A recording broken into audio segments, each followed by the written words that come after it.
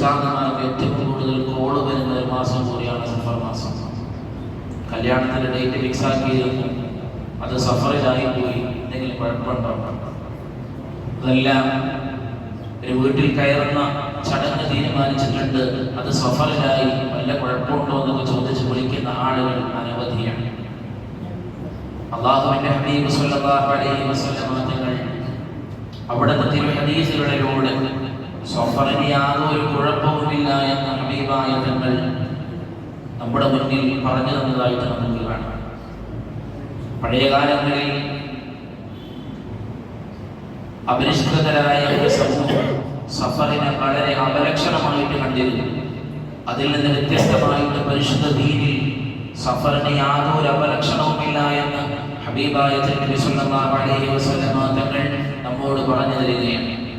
അല്ലാഹു സുബ്ഹാനഹു വ തആല പരിശുദ്ധ ഖുർആനിലൂടെ പറയുന്നുണ്ട്, അല്ലാഹുവിന്റെ ഹബീബിനോട് നമുക്ക് പറഞ്ഞു തരാൻ വേണ്ടി പറയുകയാണ്, കുല്ലു യുസീബനാ ഇല്ലാ മാ കതബല്ലാഹു ലനാ ഹുവ മൗലാനാ.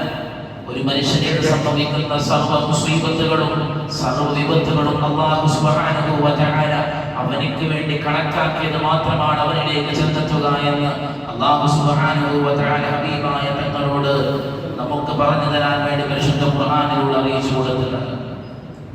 അല്ലാഹു സുബ്ഹാനഹു വ തആല അല്ലാഹുവിന്റെ മേൽ തവക്കുലാക്കാൻ, പടച്ചറപ്പിന്റെ മേൽ ഭരമേൽപ്പിക്കാൻ വേണ്ടി അല്ലാഹുവിന്റെ ഹബീബ് സ്വല്ലല്ലാഹു അലൈഹി വസല്ലം തങ്ങളോട് നിർത്തുകയാണ്.